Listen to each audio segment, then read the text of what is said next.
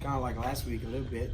Started out was kind of a defensive struggle, both sides, playing good defense offensively, not getting a lot going. Second half kind of switched a little bit. We knew Lamar had a good offense, running triple option. They didn't do it as much tonight as they had shown on film, of course. They did a little bit more empty stuff and things like that we hadn't prepared for. But the quarterbacks, I thought both of them did a good job. Of course, number 7 looked like he got hurt, came back in, and it's just a tough night. We kind of ran out of gas a little bit on the defensive side. We ended up losing another D lineman, Cody Roscoe, in there. So one time we had 3 freshmen playing in the fourth quarter down the stretch. It's kind of tough. And some of you better players on the sideline, but the next man up, it's kind of deal. We lost Dunn tonight to a concussion as well. So just a rough go tonight. I thought the kids played extremely hard all the way to the end.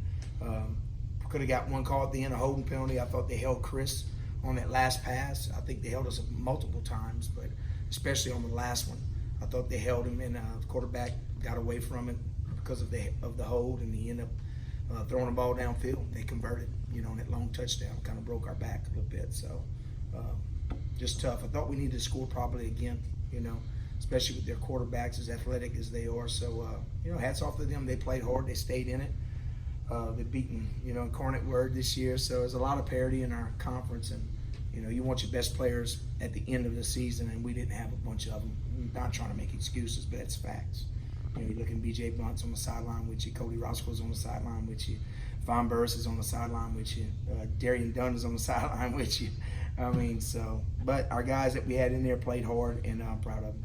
Coach, late in the first half, Lamar got the ball back. You guys get a sack on first down, and you had all 3 timeouts, didn't use them. Why didn't you use them and try to get the ball back?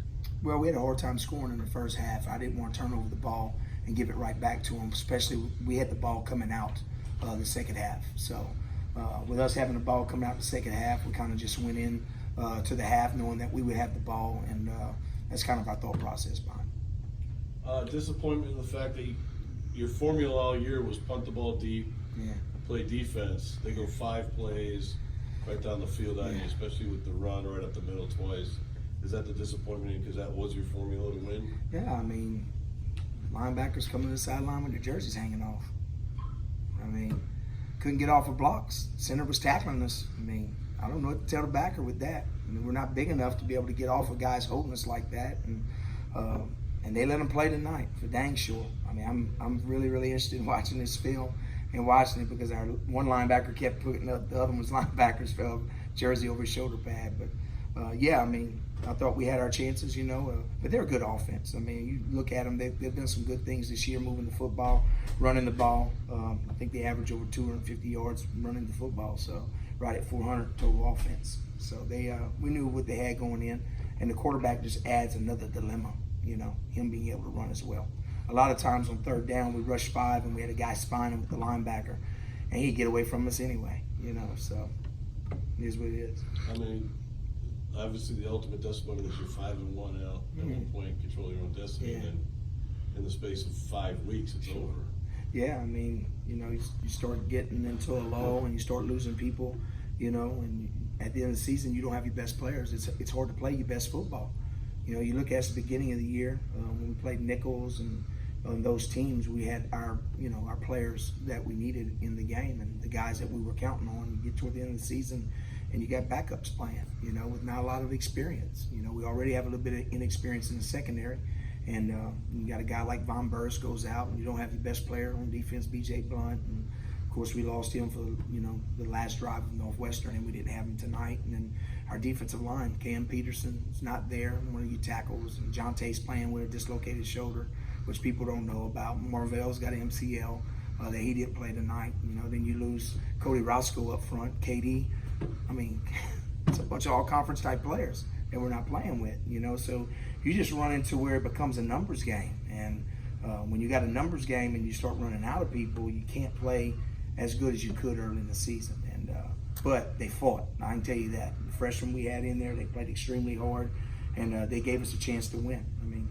21 points is still not bad. It was just the last touchdown at the wrong time. Wish we could have got off the field. You got a great night from Ham, though. Talk Yeah. a little bit about you.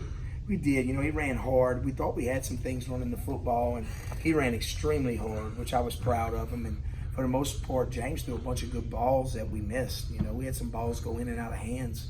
And so there's a lot of good things. A lot of the seniors did play well. We just couldn't pull it together as a football team and a coaching staff and as a program tonight. And you got to be clicking on all cylinders every week. And we had some chances out there tonight. Seems like the drops and the kind of misreads between the receiver and the quarterback. Yeah. Seemed like that was what really stopped your offense early. Sure, I agree with that. We had some guys drop some balls that would have converted some third downs and even some early downs. And I thought James threw some good balls out there. I thought Kyron had the guy beat a couple times. James was a little late on one of them. Was a little short. I thought if he'd have got that one out there, we probably would have scored. But for the most part, they covered Kyron pretty good on the deep ball. So hats off to them. Well, Coach, just what'd you say to the team in the locker room? Obviously, you know, after a tough loss and tough way to end the season. I talk to them on the field because they want to visit their family, you know, and I always let them, we meet out there, and then I let them meet with their family. You know, I don't want to bring them in the locker room, then disperse them. So I just told them I love them, and I thought that they played extremely hard. You know, we got a good group of seniors that love each other, love their teammates, and I thought they played extremely hard this year. I thought just caught some bad breaks, you know, and we didn't win some games we probably should have won at a certain time, but then at the end I thought we just ran out of people. I really do. Did it feel like late in the game with the offense that it seemed like, or just to me, that the offense was kind of play called to, I guess, kind of get to the end of the game instead of kind of maybe pushing it? I know there was some struggles with the offense, but it just seemed like that to me, and I just want to see what you think about that. Third down that I think it was third down or second that we hit Cruel right in the chest, you know, which would have moved the chains and would have ate up some more of the clock. And you got to catch those balls, you know. And it's nothing against Rod; it just is what it is. And everybody's human, you know. So, but we definitely did some things we thought where we could control the clock and try to run it out. We just didn't make the plays when we needed to, you know. And of course, at the end, we had to try to gamble, and we threw a pick at the end of the game. So 9-2 last year, you didn't get in. This year, you got to find which one's tougher.